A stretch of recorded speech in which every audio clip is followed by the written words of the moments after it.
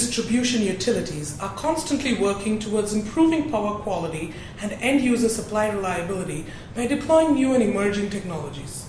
Flisser is one of the most popular applications in smart grid distribution automation today. Jose Thomas is Vice President of Product Management at Kalkitech and is responsible for Kalkitech's flagship product line. He's here today to share some useful insights on the potential of Flisser technology. Flisser is a very important optimization component as far as distribution management systems are concerned. And if you expand it like this, fault, location identification and service restoration, it's also referred as FPIR in certain parts of the world. So ideally, Flisser has three functions in it. One is obviously the fault identification part and isolating the faulted sections. And third part is the final restoration, like once the fault is repaired and so you restore back the supply to the affected customers.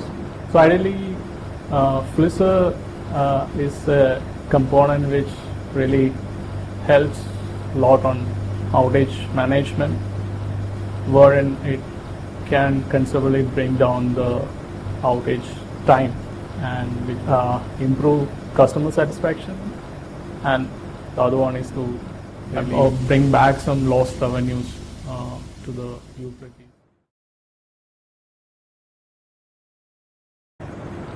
Is interestingly showing an adoption of levels which is considered to be a starting point to a level of mature technology which is kind of deployed, covering up a good customer size and slowly getting into kind of basic norm for utilities. There's a specific reason I would think that Flisser is considered one of the major technology in which utilities want to invest.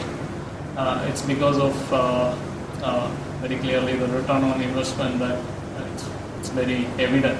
And utilities with even with a small pilot deployment can really figure out what are the tangible and intangible benefits that they're going to get out from deploying Flisser. That's from its very early stage.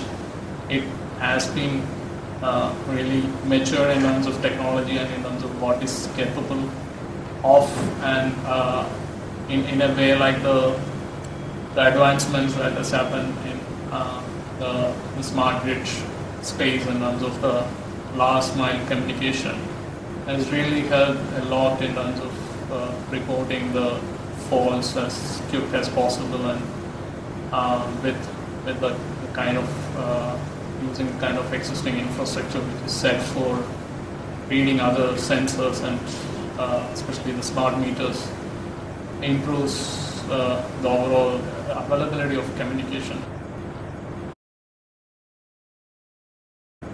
In my opinion, there's going to be two key challenges in the deployment of Flisser.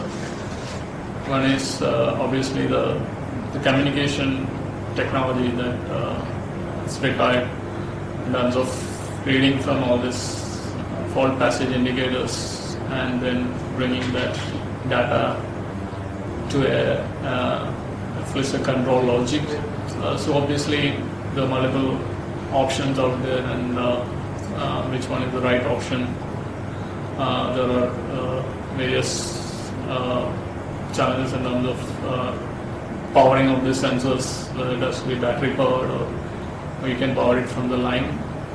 And if it has to be battery powered, then what is the life of battery and like what is the kind of duty cycle.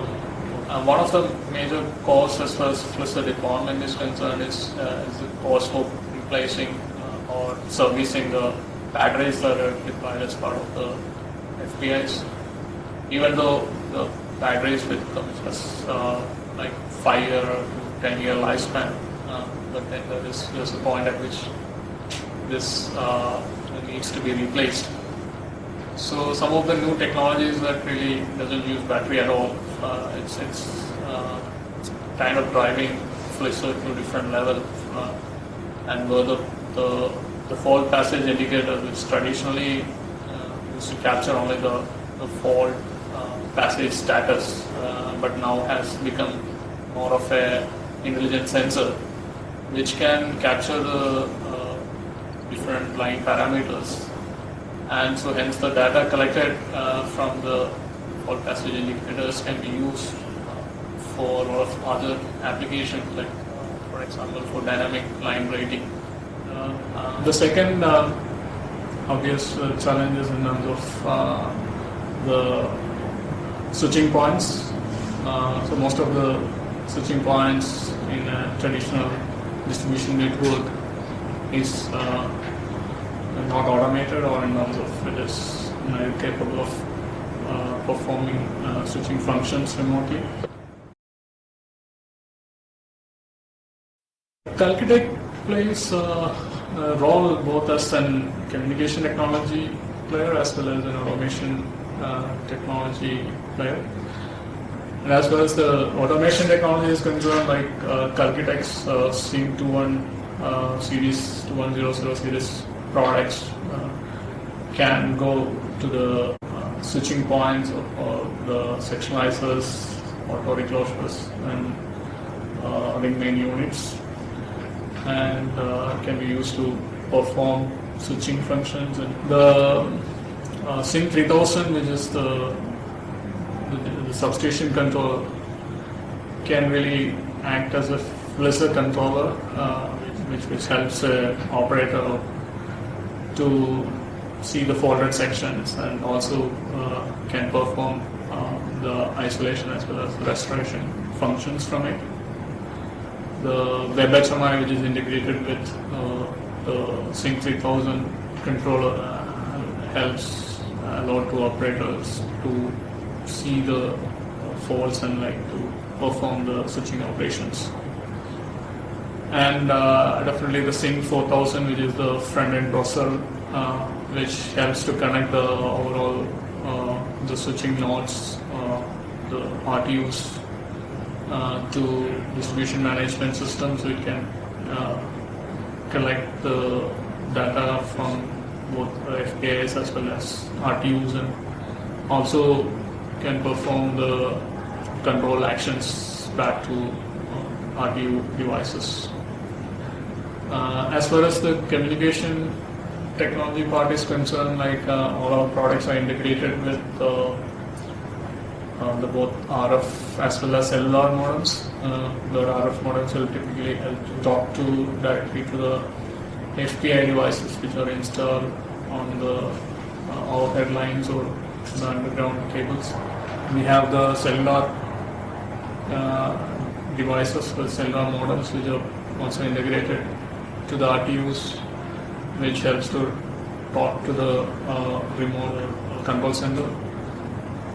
And also we have Ethernet port which can connect to a wide area network router in case there is a wide area network interface which is available.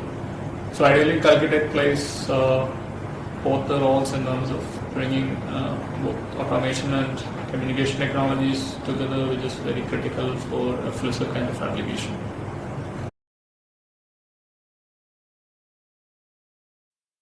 Utilities always have kind of set of questions they regularly ask. How often they need to read the sensors, that's the fault passage indicators. The sensor data can be used as a more of a proactive information in terms of to see there is a fault in the network or not. The FPI is becoming is capable of reading online data. So utilities are reading it more regularly, and it's mostly in terms of somewhere from milliseconds to a couple of minutes. So always there is an advantage of frequent reading of FPIs. The second aspect is in terms of whether to go for a centralized Flisser deployment or a decentralized Flisser deployment. So which is obviously a cost versus a complexity decision. So as far as a centralized approach is concerned, with the distributed energy resources and battery storage and everything coming up, and the network being more of a mesh in nature compared to traditional radial networks, the centralized approach is becoming more complex to handle for the operators. Slowly utilities are coming up with pilot deployments for a decentralized Flisser solution. Maturity-wise, this is still in pilot phase, but it's a really missing technology. And the last point that I just want to mention is another of the communication technology which you use to communicate with the FPIs. So obviously there are multiple options that exist. A lot of deployments that has happened in the smart grid last mile technologies, like an RF mesh network or an RF star network using the free ISM bands. This is promising in terms of connecting all these FPI nodes to nearby field area router and then to the substation controller. There have been a lot of promising stuff happening, and there's few technologies that obviously the utilities can look at in implementing a successful Flisser application.